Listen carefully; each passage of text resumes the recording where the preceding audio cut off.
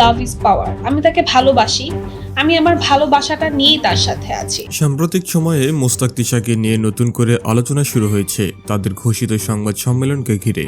আলোচিত এই দম্পতি জানিয়েছেন তাদের ব্যক্তিগত জীবন নিয়ে ছড়িয়ে পড়া নানা তথ্য ও গুজবের বিষয়ে তারা নিজেদের অবস্থান পরিষ্কার করবেন এবং কিছু এক্সক্লুসিভ তথ্য প্রকাশ করবেন। খন্দকার মোস্তাক আহমেদ ও সিনথিয়া ইসলাম তিশার সম্পর্কে শুরু থেকেই সামাজিক যোগাযোগ মাধ্যমে ব্যাপক আলোচনা জন্ম দেয়। বয়সের গড় ব্যবধান, বিয়েকে কেন্দ্র করে পারিবারিক বিরোধ এবং বিভিন্ন অভিযোগ পাল্টা অভিযোগের কারণে তাদের ব্যক্তিগত জীবনের বারবার শিরোনামে এসেছে। তবে এসব ঘটনার অনেক দাবি এখনও আদালত বা নির্ভরযোগ্য সূত্রে চূড়ান্তভাবে প্রমাণিত নয়। সংবাদ সম্মেলনের আগে তিশা ও মুস্তাকের পক্ষ থেকে জানানো হয় তাদের সম্পর্কে সামাজিক মাধ্যমে অসত্য, ভিত্তিহীন ও মানহানিকর তথ্য প্রচার করা হচ্ছে। এ কারণে তারা আইনি পদক্ষেপও নিয়েছেন।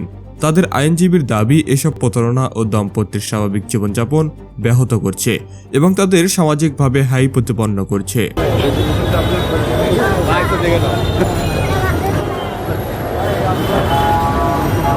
অন্যদিকে অতীতে তিশার বাবা মোস্তাকের বিরুদ্ধে একাধিক গুরুতর অভিযোগ তুলেছিল। তবে এসব অভিযোগ নিয়ে আইনি প্রক্রিয়া ও বিভিন্ন পক্ষের মন্তব্য এসেছে, ফলে বিষয়গুলো এখনও বিতর্কিত।